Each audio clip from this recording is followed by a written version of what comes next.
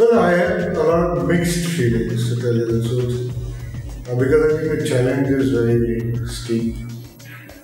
The future is very exciting, but there are a lot of grey areas which need to be dealt with and resolved before we get into the state of growth, which digitalization and monetization actually bring.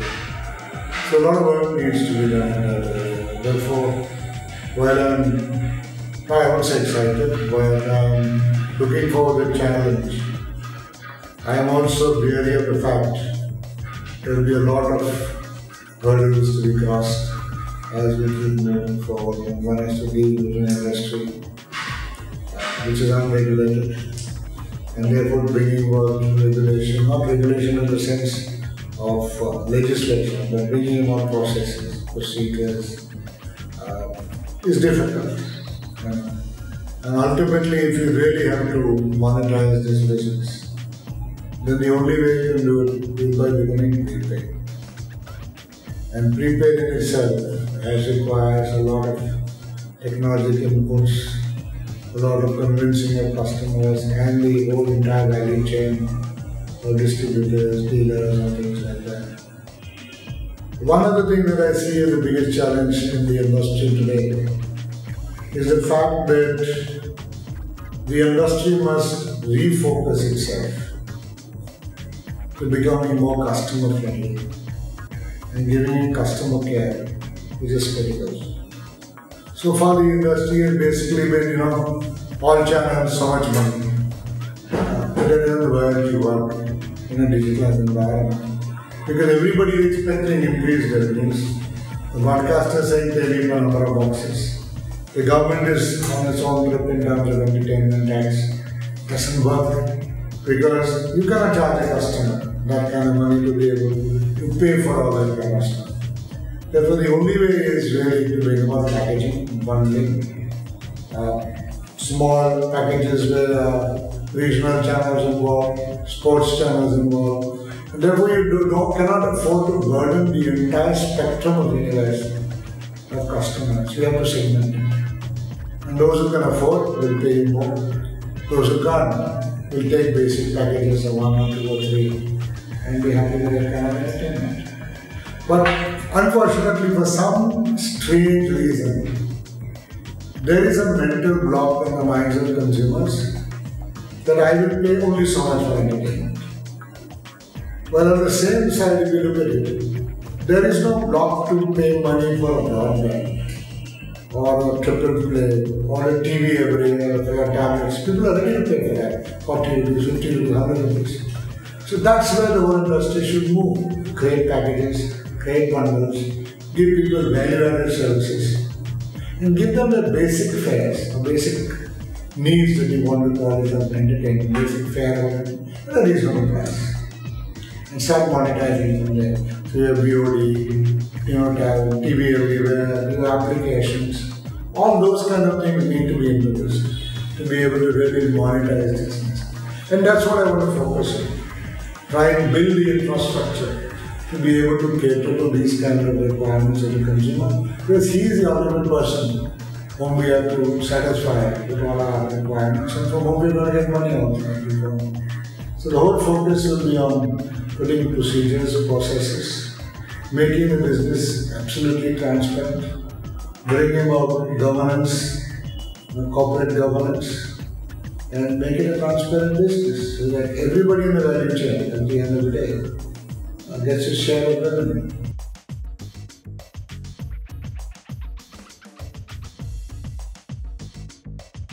There are 2 or 3 businesses that we have. Each of them are very, very independent of each other. For example, you have IMCL, which is a cable business. And then you have Grand Investors, which are not related to IMCL at all. They are completely independent companies who are looking at the hits business. So what I am trying to see is how do I monetize both these businesses so that ultimately the valuation or the value of the group's media businesses can grow.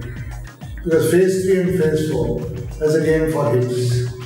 Phase 1, phase 2 is basically packages, bundling, all those kind of things.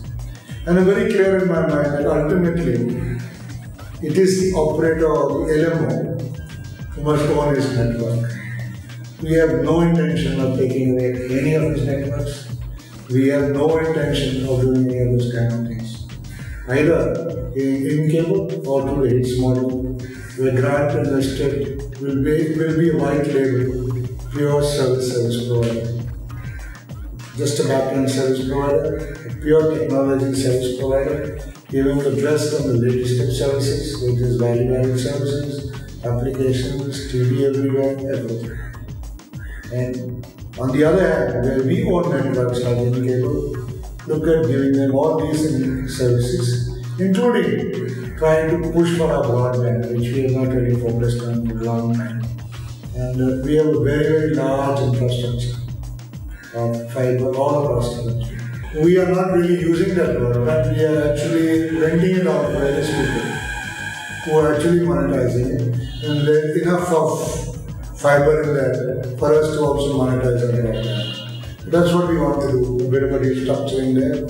So the way I look at it very clearly is to restructure the business, to make it focus it in terms of area-specific responsibilities, so that we are really taking care of the customer. So a big focus will be on customer care, which is now very sort of wishy-washy term. So focus will be a focus on customer care, which involves interface with the consumer, it's call center, it's back-end service, customer care is the focus.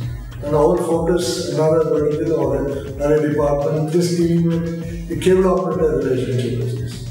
They are also one of my customers. The whole lot of cable operator dealing. And the third is the entire broadband and new services that we can bring in. So one is customers and customer focus, so packaging, bundling, all those kind of things. The second is dealing with the cable operators and that relationship. And the third is broadband. That are the three focus areas that we want to do in cable. I would also like to look at making all the regions profit centers. So North, West, East become individual profit centers because their requirement of content, their requirement of packaging is very different. So build that model out completely. And as far as HITS is concerned, it's a completely separate business. Deal with it completely separate, with a complete separate team of people, different focuses, white label, and drive revenue from there. So that's how we do it.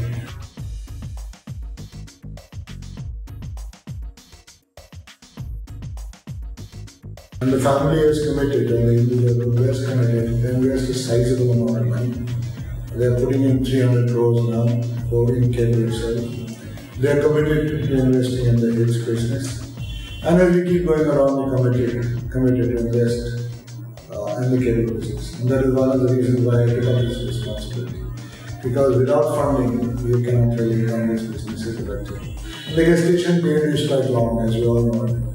So you will incur losses for some time, but you will recover over a period of time. So there is a commitment from the family to invest sizable money. In cable, there is a commitment to invest sizable amount of money in this business. The two businesses are independent, they will be completely different people, different structures.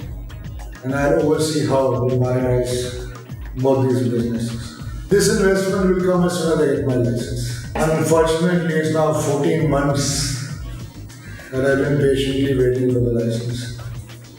We've been invested sizable amount of money in putting the whole business plan together, getting people, invested in technology, invested in other things.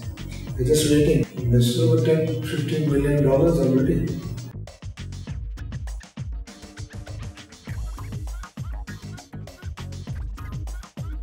See, it's a very difficult question to answer because I don't think government will ever give you an answer why. I think one of the ways to address this kind of issue, whether it be the HITS license or the cable operator licenses that are pending, or license I would say by and large in this country, is that there has to be a time-bound period. Unless you have a time-bound period within which people respond, the license should be taken for granted. 90 days, 120 days, after which, or you come back and say, no, I can't give it. Having said that, nobody prevents the government if they come across anything. Because without provisional license, you can't automatically grant a provisional license. And if the government discovers something, nobody can come back and revoke that license. See, unless something like this is put in place, the entire industrial community is suffering because we are waiting and we are waiting and we are waiting. When I developed this HITS business plan, when the dollar rate was something like $48. Today it's 63 rupees. I mean, who is going to take the responsibility to pay for that escalation? We have to realize it somewhere. Again, I think if some of the problems we are facing and face two markets of IMCL, because the whole business of phase 2 of IMCL, which got stuck, was because we were told that we would get our license in time to be able to deal with phase 2. So there is a HITS model that is pending its license. The whole struggle that IMCL is facing because the thing hadn't happened. And a whole lot of operators in this country are facing problems also because they were also looking forward.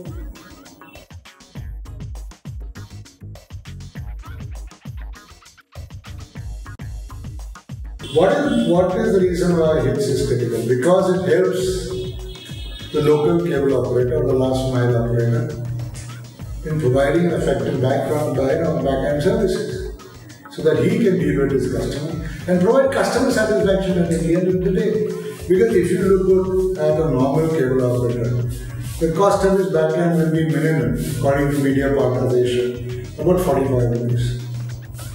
You're ready to give it to him for 50% of that cost. And you're taking away from him the entire burden of new technology, of new kind of add-on, value adds, everything, which is poor guy is going to pay to his roof if he's going to be able to do all this kind of thing. So how do you make him competitive? How do you make him survive? This is always a cottage industry, owned by millions and thousands of people all over the country. Why should they not continue doing this? Just because technology can't be made available to them? If over a period people find in their collective wisdom that they want to merge, that they want to come together, so be it. So why will you not allow it? And why do we not lose sight of the fact that the broadcast industry has grown on the back of these guys? We can't just wish it away. 150 million homes in this country have been connected by cable, but whose support? It's been their own sweat and blood investment. Why don't we not lose sight of that? And therefore, I always believe that cable operators must be encouraged to continue running cables. And that's why we are here to do whatever best we can.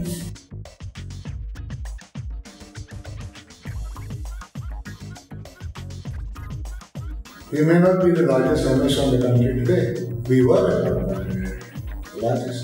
But for whatever reasons, they are not the largest today. But my ambition is not to make IMCL the largest industry. My ambition would be making IMCL the most respected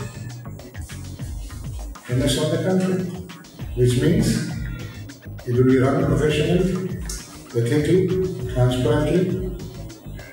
That's what the business model should be.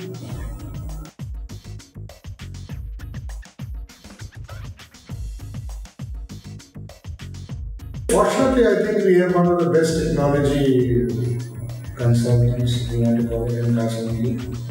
who is helping us with the technology. I've already assigned them the task of revamping the technology pattern of IMCL. They're already there, we started working. And they are our technology partners in the HITS platform. So the technology part of it is very much taken care of.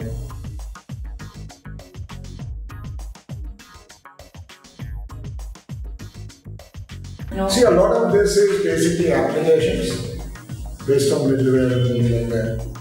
We have a full-fledged plan for the HITS model where we incorporated all these things.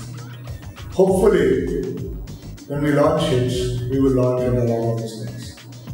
And those services will be provided also to IMCL. So IMCL is not going to go on its own and start developing all this kind of thing. IMCL will be an arm's length customer to its third-party transaction. absolutely key.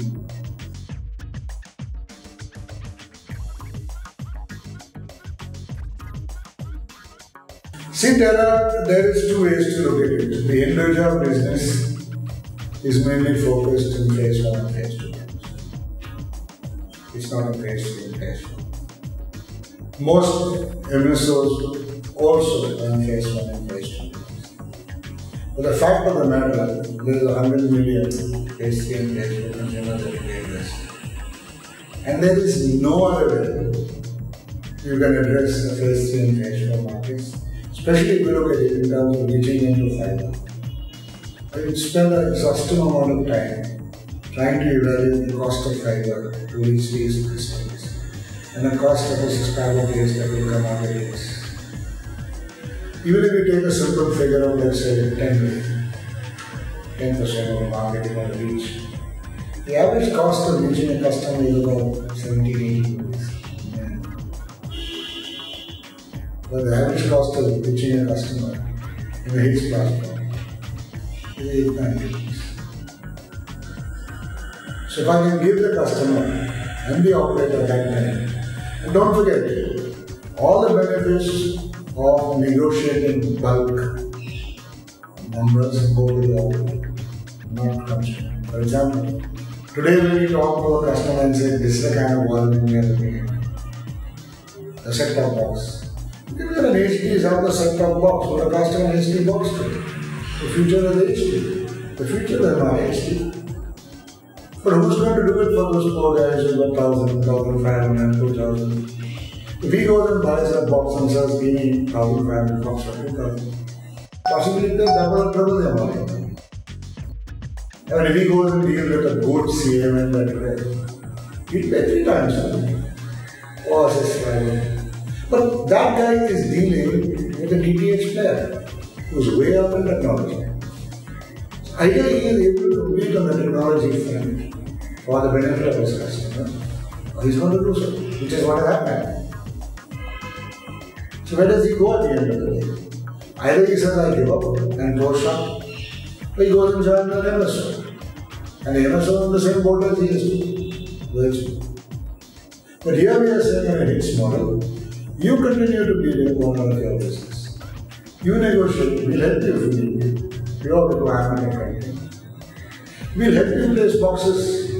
We work out a full scheme of cash and carry. Now, I think MCOs and MSOs have money. It's not that they don't have the money. But they find it difficult to go and invest, let's say, 1,000 boxes or 5,000 boxes at a time. But if you offer a cash and carry system, where you can go and buy 100 boxes. The consumer is paying, it's not that the consumer is not paying. The consumer is paying. We have to evolve the system.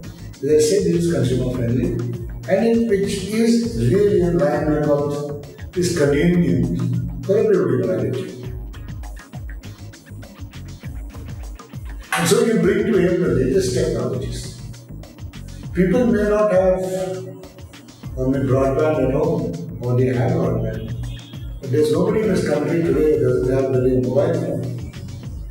So if I can give him an application by which he can have TV everywhere, he should be really happy.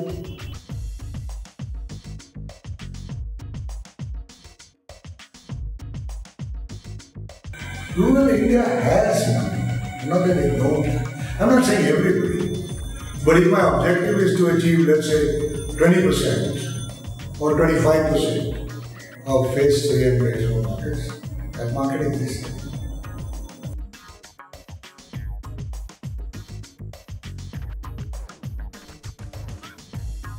From whatever I know, IMCL will look at phase 3 and phase 4 only and when only we have a license. We are not going to go to phase 3 and phase 4 if we don't get the HITS license and get it complete.